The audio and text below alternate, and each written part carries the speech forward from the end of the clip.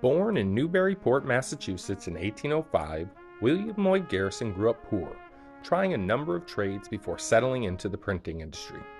He is best known for publishing The Liberator, arguably the most influential abolitionist newspaper in the United States prior to the Civil War. A man with a reformer's heart, he championed not only abolitionism, but also women's rights, temperance, and justice for indigenous Americans, the latter being an especially notable fact given that he did so when most white Americans were far more likely to be zealot adherents of Manifest Destiny rather than advocates of Native Americans. He died in New York in 1879.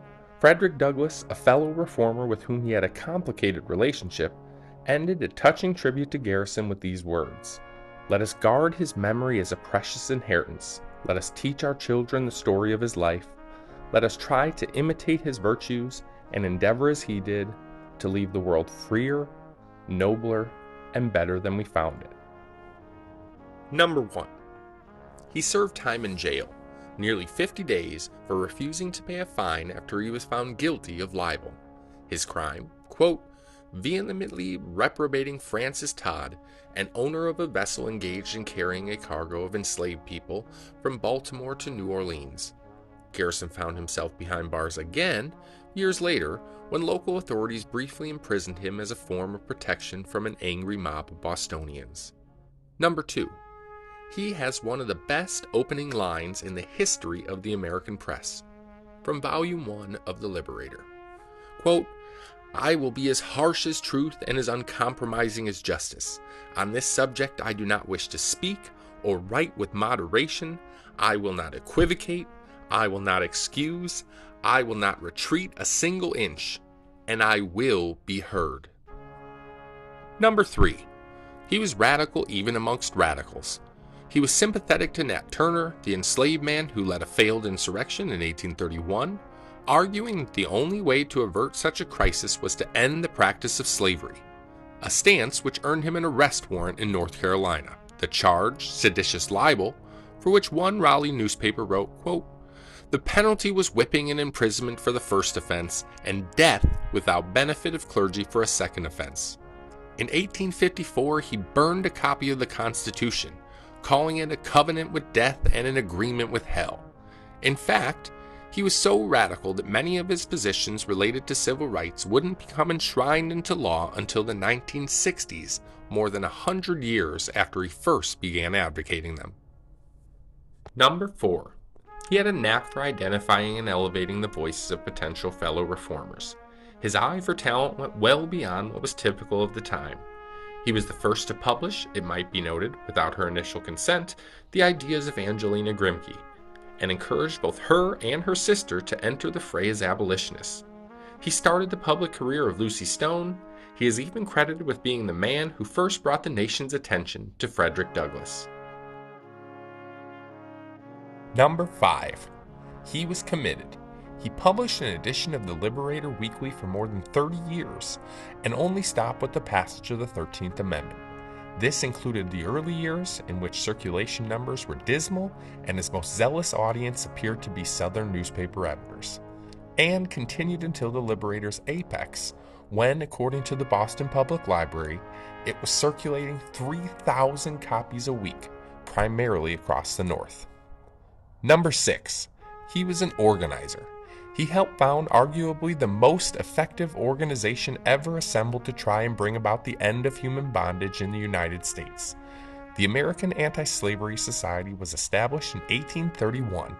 The group's Declaration of Sentiments, which Garrison penned, is a banger. In it he wrote, "We have met together for the achievement of an enterprise without which that of our fathers is incomplete. Ours shall be such only as the opposition of moral purity to moral corruption, the destruction of error by the potency of truth, the overthrow of prejudice by the power of love, and the abolition of slavery by the spirit of repentance." Number 7. All know the chief incendiary. This soft-spoken, polite, bespectacled man was evil personified to the enslavers of the American South. His mail campaign led to his being burned in effigy in South Carolina. Some states made it illegal to possess copies of The Liberator. His ideas inspired Georgians to put a reward on his head, and mounds of death threats and duel challenges found their way to his desk. Number 8. He did more than edit the Liberator. According to the National Park Service, he used it as, quote, an important part of Boston's Underground Railroad network. Garrison used the Liberator's office as a clearinghouse for donations, clothing, information, and job opportunities, sometimes going even further and letting it serve as a temporary safe haven to shelter newly arrived freedom seekers to the city. Number 9. He evolved. Archibald Grimke wrote in his 1891 biography of Garrison that on the issue of women in particular, quote, as he grew taller and broader, the horizon of women widened, and her sphere embraced every duty, responsibility, and right for which her gifts and an education fitted her. The hard and fast lines of sex disappeared from his geography of the soul. Despite his initial conservatism, Garrison came to these positions ahead of the Seneca Falls Convention and generations before the 19th Amendment was ratified, his evolving views on women being one of many areas in which his empathy and deep study allowed for immense personal growth. Number 10. He was willing to stand alone, but preferred to build a movement. In his eulogy of Garrison, Wendell Phillips remarked, "It could be said of him more than any other American in our day, and more than any great leader that I chance now remember in any epoch, that he did not need circumstance, outside influence, some great pregnant event to press him into service, to provoke him into thought, to kindle him into enthusiasm." Yet, an internal fire was not a stopping point for Garrison. Returning to Phillips, who likely here omitted the significant impact of other organizers, especially Theodore Weld, when he said, Garrison was the first man to begin a movement designed to annihilate slavery. He announced his principle, arranged the method, gathered the forces, enkindled the zeal, started the argument, and finally marshaled the nation for and against the system in a conflict that came near rendering the Union. Number 11. Garrison was complicated. His methods were antagonistic, aggressive, and as prone to engender support as they were to incite rage. He wasn't suited for compromise, he could be paternalistic, and clashed not just with his enemies, but those that should have been his allies.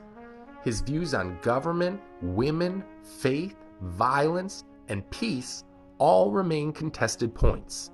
These notes aren't included to demean or disparage, but simply to imply that while many of his acts were heroic and worthy of study if not emulation, he was a man not made of marble but flesh and blood.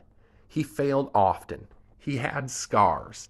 In short, he entered the arena, and because he did, he left the world, in the words of Frederick Douglass, freer, nobler, and better than he found it.